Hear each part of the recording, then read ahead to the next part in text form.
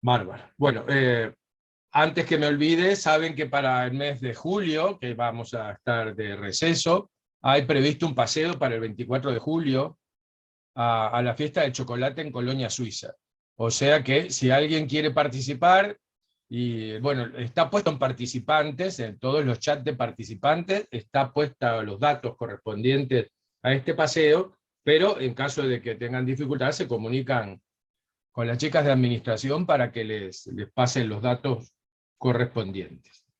También recordarles que para fines de octubre vamos a tener el encuentro internacional con las compañeras del resto de las UNITRES de América, que donde hay UNITRES. Ayer tuvimos un Zoom con México, Bolivia, Venezuela, Argentina, salvo Perú, que no sabemos qué pasó con Perú, porque era un matrimonio muy viejito el que lleva adelante las cosas de Perú. No hemos tenido noticias desde el año pasado, pero con los demás nos hemos reunido ayer, y bueno, está fijada la fecha del encuentro para fines de octubre, 26, 27 y 28 de octubre. Lo vamos a hacer en la Sala Baferreira, en el teatro que usamos siempre para hacer nuestros cierres de actividades.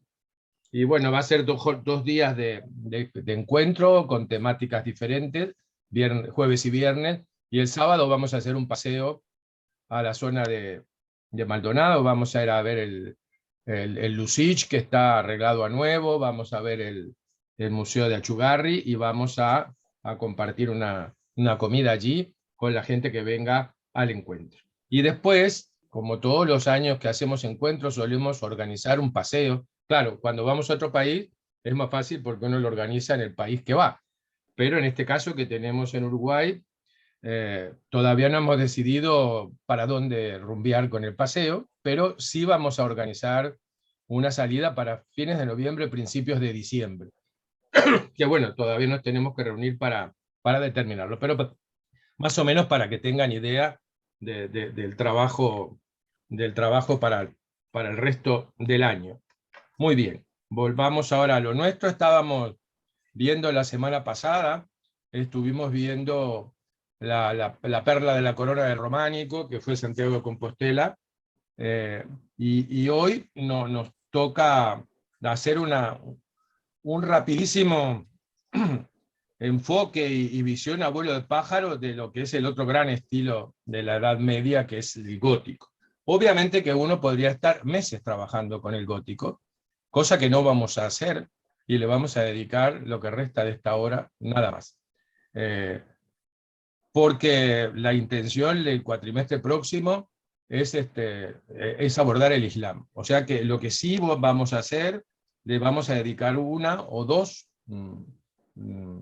talleres de agosto para ver un tema que es fundamental para el tema de la comprensión del mundo de las religiones, que es ver el tema de la Reforma Protestante, ¿verdad? Que es un hito fundamental en la historia de Occidente aparte. O sea que por lo menos tener una mínima, también una visión muy rápida de lo que implicó la Reforma Protestante, y el estilo y la contrarreforma, ¿verdad? Porque ante este avance rupturista se produce la contrarreforma católica, y eso a nivel artístico se consolida en el barroco. Y por lo tanto la intención es ver brevemente cuáles son los puntos fundamentales del quiebre protestante, y una mirada así también rapidísima sobre el barroco, para que lo tengamos como cierre del tema de cristianismo, y inmediatamente después abordaremos Islam. O sea que bueno, respecto al gótico, que es lo que vamos a ver hoy, el gótico empieza a mitad del siglo XII, más o menos a partir de 1140, 1145, por ahí, aparecen las primeras construcciones arquitectónicas con diferenciaciones de técnicas y estructurales en los edificios que nos hacen comprender que estamos ya en una transición del románico hacia un nuevo estilo que va a consolidarse fundamentalmente en la segunda mitad del siglo XII, en el siglo XIII, XIV, etc. Primero, es un estilo que, si bien, al igual que el románico, es un estilo común a la Europa occidental cristiana, tiene grandes diferencias en los diversos países en donde se desarrolla. El origen del gótico está en Francia, ¿verdad? Es una propuesta artística que proviene de la isla de Francia, del Île-de-France, que es la zona central del gobierno o de los territorios que están bajo dominio de la dinastía Capeta, que es la fundadora de las dinastías francesas más modernas. O sea que en un entorno de unos 160 kilómetros alrededor de París, en esa zona se dan los primeros ejemplos de arquitectura gótica que luego se van expandiendo al resto de Europa.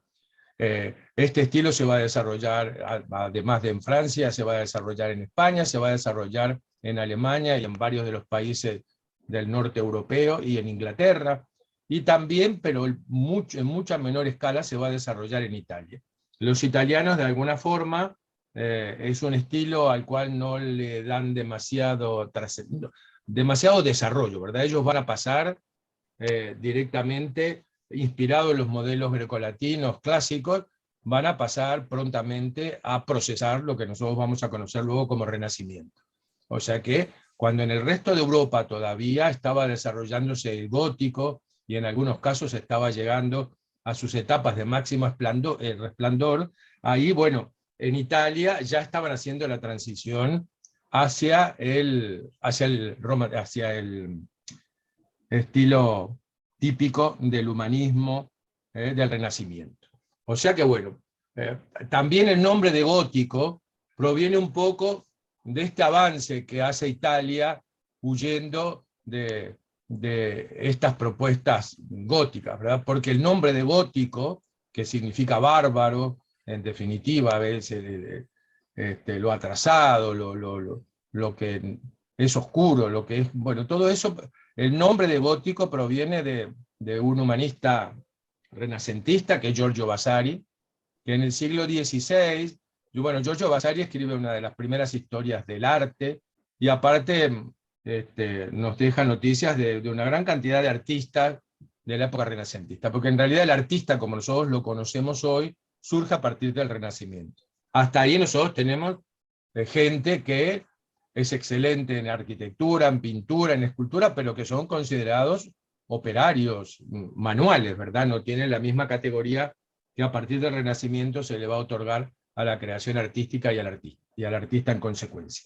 O sea que Giorgio Vasari lo que hace es recoger el criterio típico del Renacimiento italiano de que en realidad el arte con mayúscula, el arte que importa, el que vale, es el arte clásico grecolatino, y que el Renacimiento es el periodo que retoma contacto con esa tradición clásica y la hace revivir y la hace florecer nuevamente a partir del 480 italiano. Lo que queda en el medio es una época oscura, una época de poco desarrollo, una época de barbarie, donde la cultura y la civilización clásica se perdió, y para ellos ven la Edad Media con unos ojos muy, muy negativos, ¿verdad? Es muy peyorativa la opinión que tienen los renacentistas de la Edad Media. Por eso le llaman Edad Media, es la edad intermedia entre aquel primer fulgor inaugural del arte en los periodos clásicos y del Renacimiento, que retoma y continúa ese camino. Lo del medio no sirve para nada, es un intermedio oscuro, bárbaro, y por eso le ponen gótico, ¿verdad? Que deriva de godo, de bárbaro. El arte de los bárbaros, el arte bárbaro, el arte ese. Muy bien, esta concepción negativa de este periodo va a continuar vigente hasta el siglo XIX.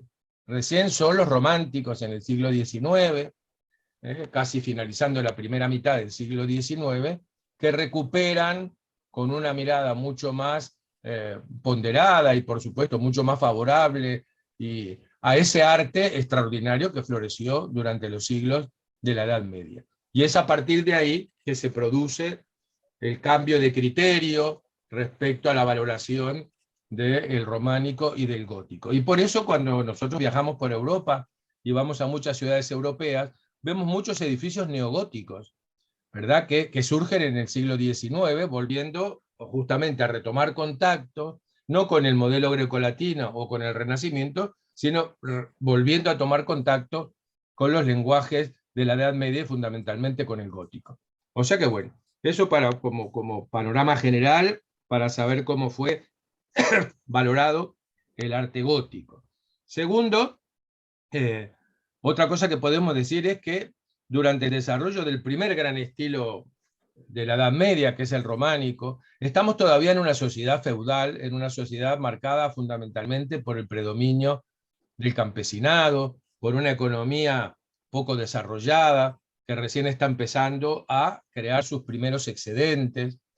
Y nosotros vemos que a partir del siglo XII, que hay un crecimiento demográfico importante, que la economía comienza a movilizarse en forma mucho mayor, vamos a ver que aparece una clase, el germen de lo que va a ser una clase social muy importante más adelante, que es la burguesía, ¿verdad? La burguesía acá, cuando hablamos de burgueses o de villanos, hablamos del habitante de la villa o del burgo, ¿verdad? De esos pequeños poblados que van a ser el germen de las grandes ciudades posteriores. Cualquier ciudad en esta época es pequeña, tiene unas pocas decenas de miles de habitantes, ¿verdad? Salvo alguna gran urbe, como pudo haber sido Roma o como luego lo será Sevilla durante el periodo de apogeo español. En fin, las ciudades no son muy grandes, ¿verdad? Pero de alguna manera se comienza a formar todo lo que es el fenómeno urbano, con todo lo que incide en las costumbres sociales,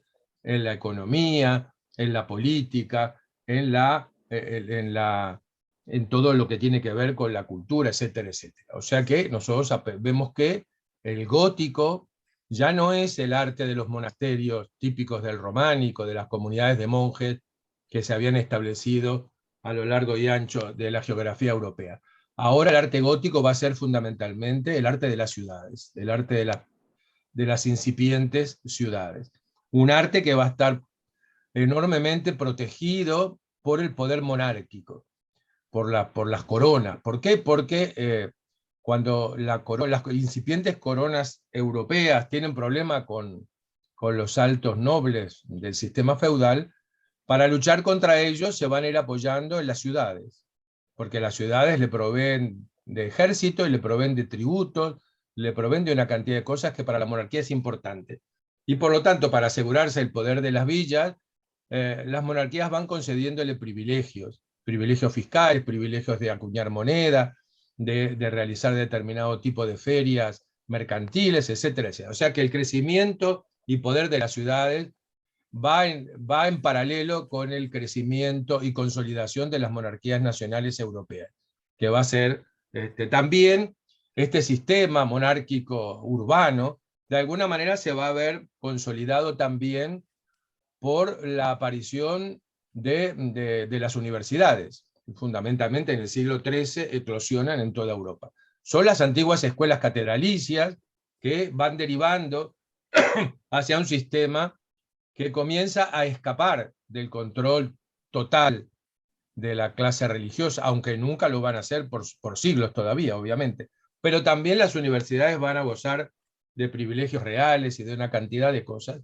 Y el conocimiento y el avance hacia la ciencia y hacia la filosofía, dejando un poco de lado la teología, un largo camino de varios siglos, se va a centrar en las universidades, a través de la utilización de la escolástica como instrumento fundamental de aprendizaje y de abordaje del conocimiento.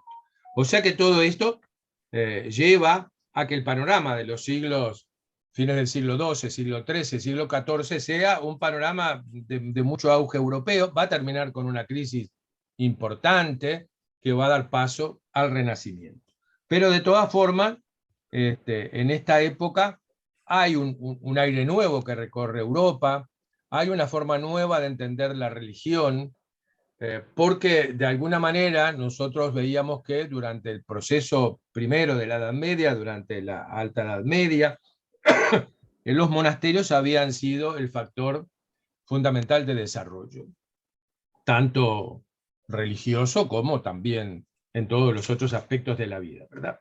Pero los monasterios, que básicamente se centraban casi todos en la orden de Cluny, en la parte arquitectónica y en la parte de los templos que realizan, se va convirtiendo poco a poco en un sistema muy lujoso de construcciones, ¿verdad? Unas construcciones que, por aquello de que a Dios solamente hay que honrarlo y ofrecerle lo mejor que tiene el ser humano, y por lo tanto el oro, las piedras preciosas, los objetos de mayor lujo y de mayor belleza es lo apropiado para realizar la adoración de Dios.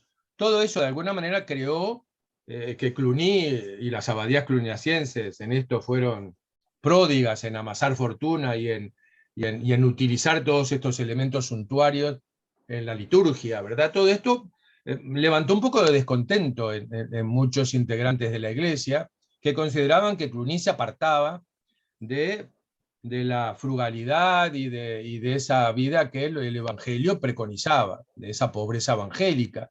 Y de alguna manera hubo movimientos reformistas que intentan luchar contra este tema. El movimiento fundamental lo va a encabezar San Bernardo, ¿verdad? Bernardo de Claraval o Bernardo de Clairvaux, que en la primera mitad del siglo XII comienza a atacar todo este derroche, toda esta riqueza que desarrollan las iglesias y preconiza la vuelta a un sistema arquitectónico mucho más austero, mucho más puro, donde se pongan en realce los valores espirituales verdaderos y no toda esa parafernalia que era para otra cosa. Y miren lo que dice Bernardo en uno de sus escritos.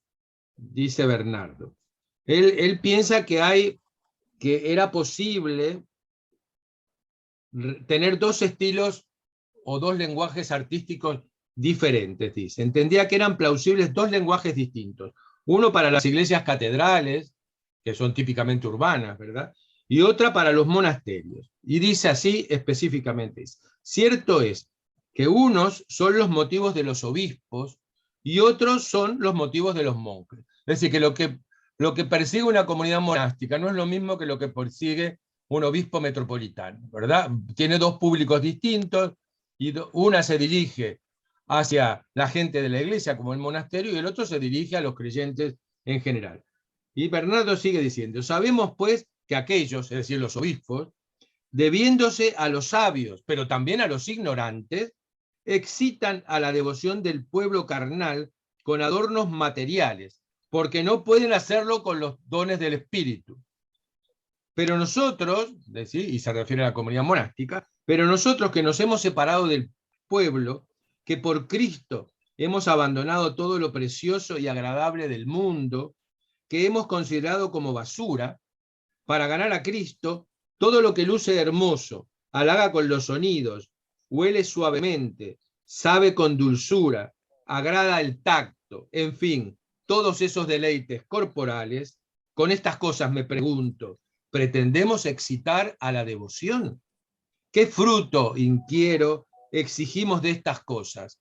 La admiración de los tontos y la satisfacción de los simples, ¿verdad? O sea que es lapidario Bernardo ante esa profusión de ornato y de riqueza en la cual está caminando la iglesia cristiana. Y dice: a ver, esto es para atraer con los brillos, como los espejitos que le vendemos a los... ¿Alguien tiene abierto el sonido, por favor, si lo puede cerrar? Gracias. O sea que, a partir de ahí, Bernardo, con un grupo de monjes, funda una nueva comunidad monástica, que es la funda en Clairvaux, en Claraval, en español, Claraval, Clairvaux en francés, una zona de Francia, y funda la orden del Cister. Cister con C y con S, Cister. Cister en español, Citeaux en francés. Citeaux, porque lo pueden encontrar por Citeaux o por Cister, ¿verdad? Es una nueva orden monástica que huye de los excesos y del lujo de Cluny y preconiza y arma un monasterio con unos edificios sumamente austeros, sumamente puros, casi sin decoración, que es el origen del arte gótico, ¿verdad? El tema del Cister y de este monasterio de Clairvaux.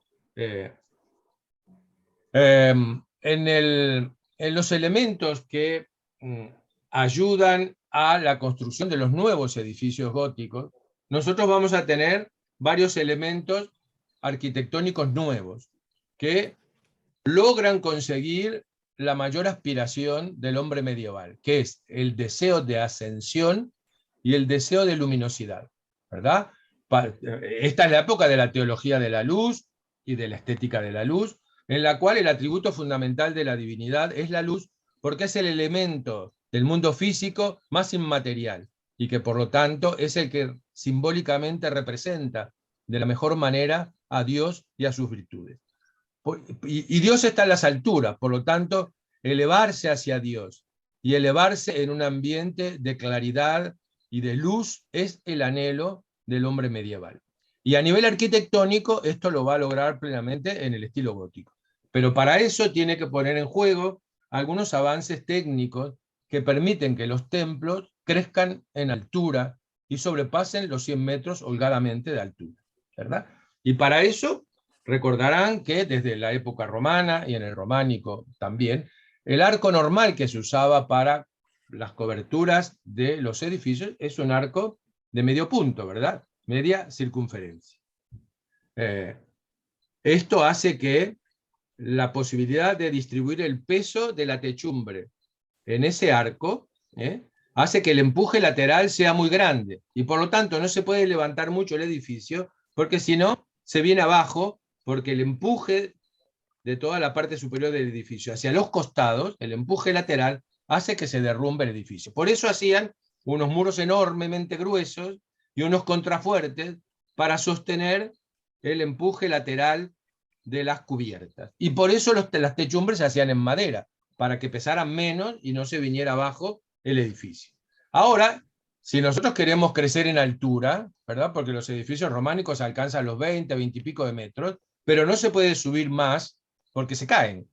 Entonces, ahora los maestros constructores redescubren, porque andaba por ahí, no es invención del gótico, le prestan atención a un arco diferente a ese arco de medio punto, que es el arco ojival, el arco que es en forma de ojiva, ¿verdad? En esta forma apuntada, como cuando nosotros juntamos las manos, así. El arco en ojiva, o arco ojival, tiene una mejor distribución de la presión del peso hacia el edificio. Entonces, abandonan el arco de medio punto, toman el arco ojival, y cuando nosotros realizamos el cruce de dos bóvedas producidas por los arcos ojivales, nosotros tenemos la bóveda de crucería, que es distinta a la bóveda de medio cañón que nosotros encontrábamos antes. Es la bóveda típica que uno ve cuando entra a una iglesia gótica, esas bóvedas con esos nervios que salen del centro y que distribuyen el peso de la techumbre a través de los nervios de la bóveda de crucería y los pilares que la sostienen. La invención o la utilización del arco ojival y de la bóveda de crucería es el elemento fundamental que permite crecer en altura. ¿Por qué?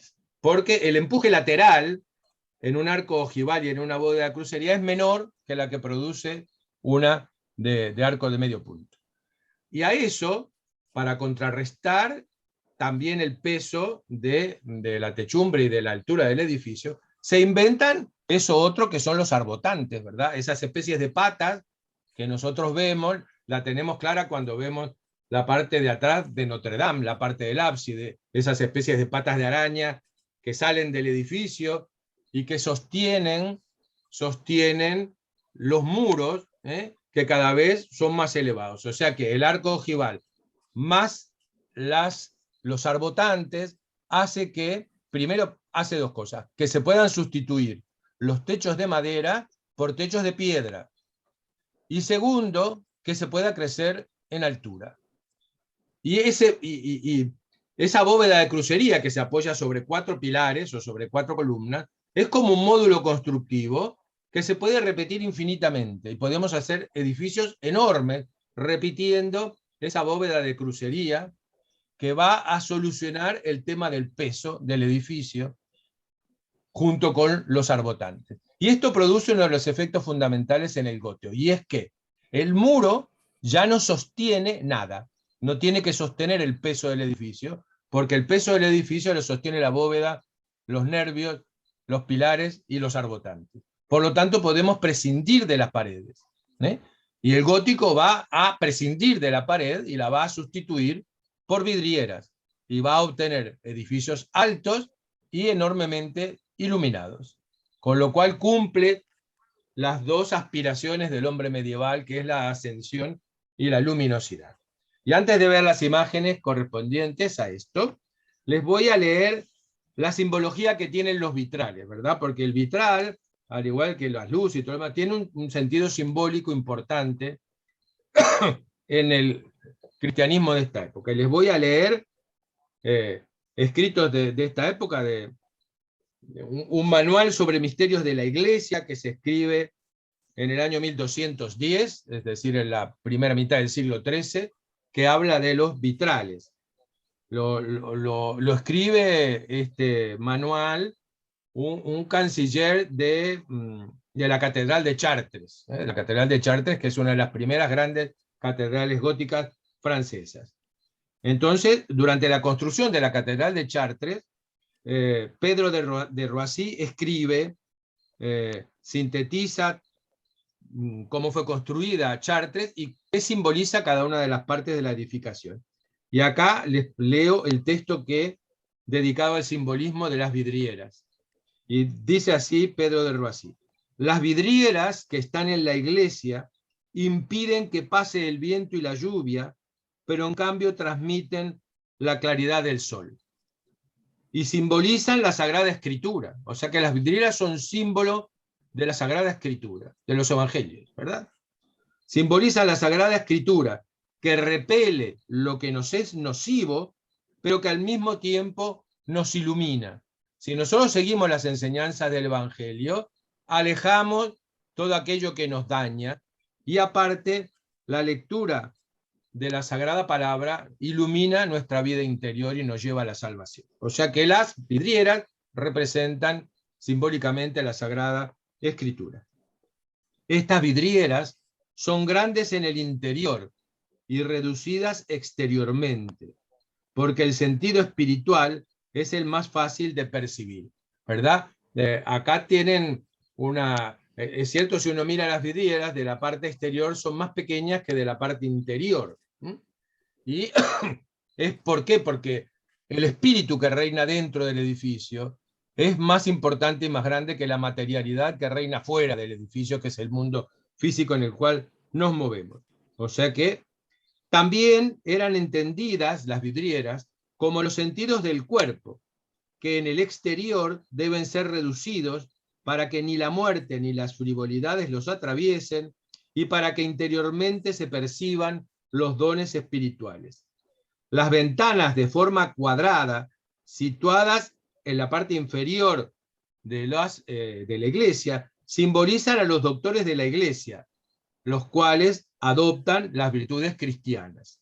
Las ventanas altas, en cambio, son redondas, porque deben ser perfectas y servir a Dios para la eternidad, porque Él es principio y fin de todas las cosas. Es decir, los rosetones son el símbolo del alfa y omega, del Dios eterno sin principio ni fin. Son grandes y son pocas los rosetones, ¿verdad? Porque no todos tienen la misma capacidad.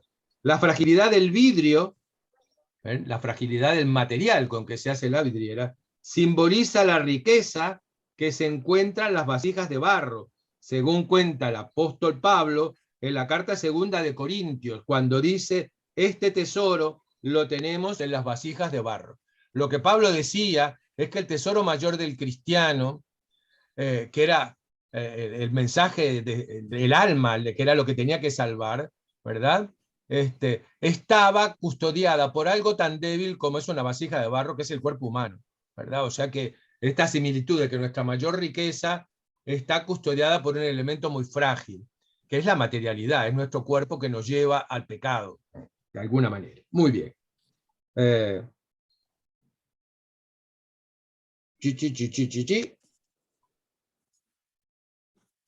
Y después continúa más adelante en otra parte del escrito, dice, las rejas colocadas ante las ventanas representan a los profetas y a otros doctores desconocidos de la iglesia militante. Y en ellas, por el doble precepto de la caridad, a veces aparecen dos columnas, a imitación de los apóstoles, que fueron enviados por Jesús a predicar de dos en dos. Muchas veces las vidrieras están sostenidas por dos columnitas que representan esos apóstoles que en pareja fueron enviados por Jesús a predicar la buena nueva. O sea que bueno, esa es la simbología de la vidriera. Obviamente que aparte, las vidrieras, al ser historiadas, al tener imagen y demás, tienen que ver con el edificio en el cual están insertas, ¿verdad? Que desarrollan diversos relatos religiosos que tienen que ver con el templo. Una cosa es la simbología total de la vidriera como tal, y otro es lo que cada vidriera en particular, aparte, cuenta respecto a ese edificio en el cual está inmerso. Bueno, muy bien. Por ahí como aspectos generales de esto del gótico. Obviamente ver imagen del gótico nos llevaría 400 años. Lo que vamos a hacer es, voy a compartirles un video. Es un video español, se escucha muy bien. Está hecho para estudiantes de secundaria. Y tiene alguna estupidez gallega en el medio, ¿verdad? Algún chiste, alguna cosa así. Porque, lógico, los chiquilines, si no, tal vez entran a aburrirse. Es un pequeño video de tengo una pregunta. ¿Sí? Sí, Lucía. Lo de que ir dos apóstoles juntos es una tradición que se siguió, porque por ejemplo en Rusia el alfabeto lo llevaron dos monjes cristianos que fueron el alfabeto cirílico, lo llevaron ellos de Grecia. Sí, Cirilio y Metodio. Sí, sí, en realidad la misión evangelizadora Jesús se la da a pares de apóstoles, ¿verdad? No los manda de a uno, normalmente son parejas de apóstoles que van. O sea que bueno. Gracias. Por eso los mormones norteamericanos siguen haciendo su puerta a puerta de a dos, por ejemplo, ¿verdad? Traído a la modernidad. Ese precepto que proviene de los inicios, ¿verdad? Los mormones lo continúan en eso. Bueno, muy bien. Vuelvo al video. El video que vamos a ver, entonces, es español. Como todos los españoles, va a 1000 por hora. Habla rapidísimo y muestra 4000 imágenes, pero sirve para abrirles a ustedes todo el panorama amplio de lo que implica el arte gótico. En internet hay de todo sobre gótico, o sea que en las vacaciones, si tienen ganas, pueden ir a internet y mirar todo lo que quieran. Hay de todo tamaño y color, todo estupendo respecto a arte gótico. Y por lo tanto, bueno, primero voy a dejar de grabar para no tener problema con los derechos de autor. Después